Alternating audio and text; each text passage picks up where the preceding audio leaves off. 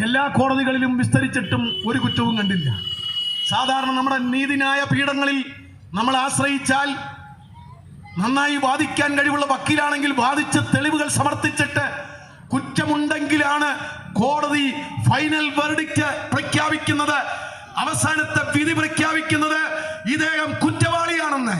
പക്ഷേ യേശുവിനെ വിസ്തരിച്ച കോടതികളിൽ അവസാനത്തെ വിധി വിസ്താരം ഇങ്ങനെയായിരുന്നു: ഇവൻ നീതിമാനാണ്, ഇവനിൽ കുറ്റമില്ല എന്നുള്ളതാണ്.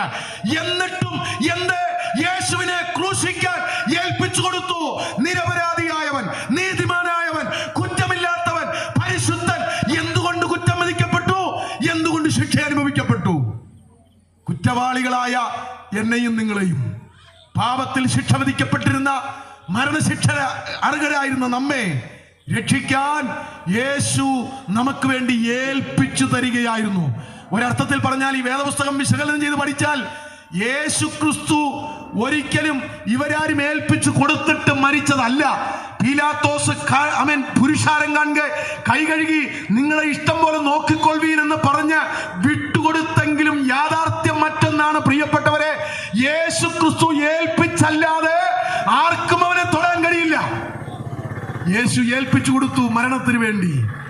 യേശു ക്രിസ്തുവിന്റെ യാഗമരണം ഒരിക്കലും ഒരു ആക്സിഡന്റൽ ഡെത്ത് അല്ല, അപകട മരണമല്ല. യേശുവിന്റെ മരണം ഒരിക്കലും ഒരു സ്വാഭാവിക മരണമല്ല, ഒരു നാച്ചുറൽ ഡെത്ത് അല്ല. യേശുവിന്റെ മരണം ഒരിക്കലും ഒരു മർഡർ അല്ല, ഒരു കൊലപാതകമല്ല. യേശുവിന്റെ മരണം ഒരു ആകസ്മികമായ മരണമല്ല. യേശുവിന്റെ മരണം ഒരു പ്രായശ്ചിത്ത മരണമാണ്. പ്രിയ സ്നേഹിത, താങ്കൾക്ക് വേണ്ടി കൂടി യേശു ക്രിസ്തു മരിക്കുകയായിരുന്നു.